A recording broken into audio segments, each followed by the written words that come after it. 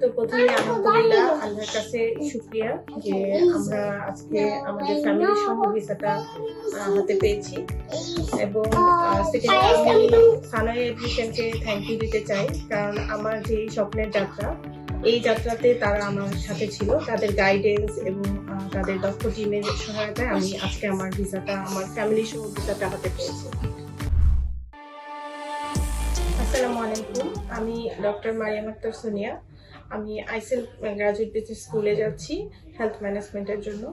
আমি 9 ডিসেম্বরে আমার ভিসাটা হাতে পেয়েছি।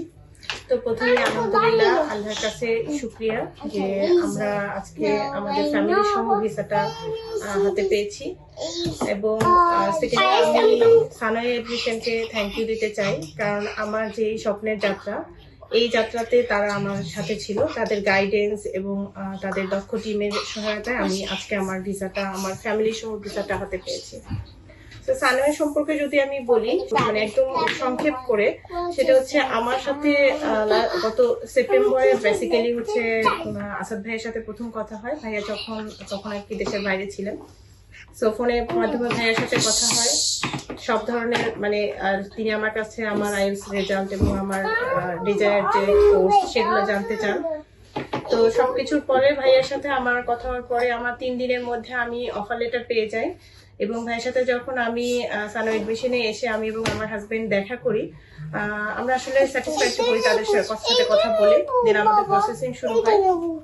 তো আজকে সেই থেকে এই পর্যন্ত আমাদের যাত্রা সানাইয়ের সাথে এবং তাদের গাইডেন্সই মূলত আমরা সমস্ত পেপারস রেডি করেছি। তো আমি যদি সানাইয়ের ব্যাপারে বলি, তাহলে আমার কাছে যেটা সবচেয়ে ভালো লেগেছে সেটা বলবো, সেটা হচ্ছে এসওপি।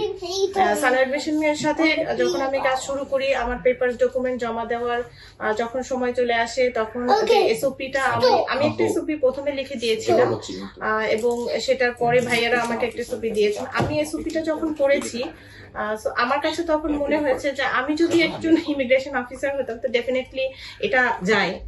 আমার কাছে ওই জিনিসটা মনে হয়েছে। সো এসওপিটা আমার আসলে খুবই ভালো লেগেছে, যেটা আমার মনে হয় একটা স্টুডেন্টের জন্য ভেরি ইম্পর্টেন্ট। একটা এসওপি অনেক একটা গুরুত্বপূর্ণ রোল প্লে করে একটা ভিসা পাওয়ার ক্ষেত্রে। অ্যান্ড দেন আমার ভিসা আসার পরে আমার হাজবেন্ড এবং আমার বাচ্চাদের অ্যাপ্লিকেশন করা হয়। আলহামদুলিল্লাহ আজকে আমরা যে 4 জনের ভিসা একসাথে রিসিভ করলাম।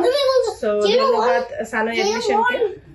আর একটু ছোট্ট করে যদি আমি বলি, সেটা হচ্ছে সানাই এডমিশনের ব্যাপারে অনেক ধরনের কথা আমরা অনেক গ্রুপে দেখি।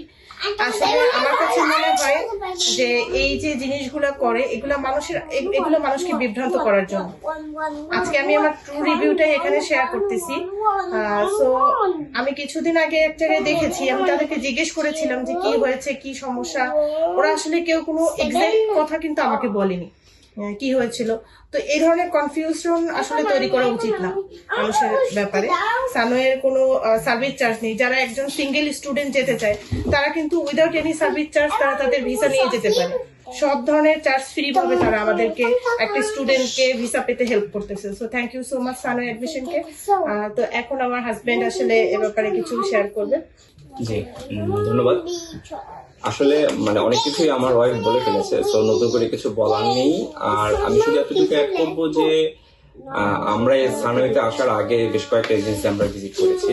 তো ওই জায়গাটা থেকে আমাদের কাছে মনে হয়েছিল যে এটা আমাদের জন্য খুব ভালো হবে এবং তারা আমাদের গল্পটা যেভাবে প্রেজেন্ট করেছে নিউজিল্যান্ড ইমিগ্রেশন ইসে, তো আমার মনে হচ্ছে এটা বেস্ট এবং যার কারণে আমার মনে হয়েছে আমরা সাকসেসফুল হয়েছি।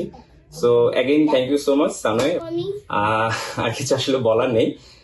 ধন্যবাদ, সবাই ভালো থাকবেন।